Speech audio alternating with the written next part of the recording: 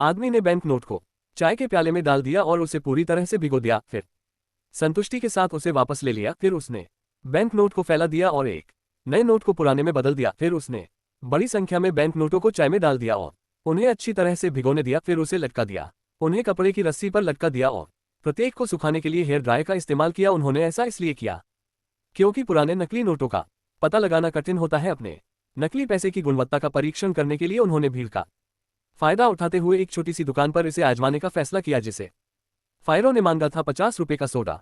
लेकिन दुकानदार ने जैसे ही बिल प्राप्त किया, उसे रगड़ने और प्रकाश में रखने के बाद हिचकिचाया। वह लगभग निश्चित था कि यह नकली था। फे का दिल तेजी से धड़कने लगा, इससे पहले कि वह भाग सके। दुकानदार ने उसकी कलाई पकड़ ली। सनी जल्दी से सभी का उपयोग करते हुए भाग गया।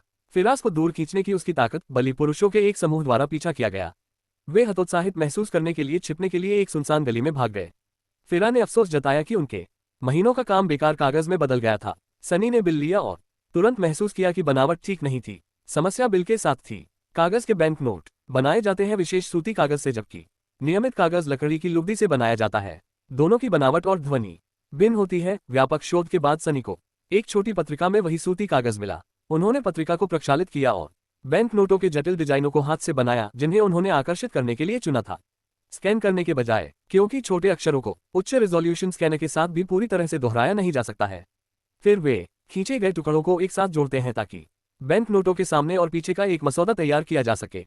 आनुपातिक रूप से आकार को कम करने और उत्कीर्णन के बाद वे इसे अंतिम रूप देने के लिए टेम्पलेट को पॉलिश और बेक करते हैं। इसके बाद उन्होंने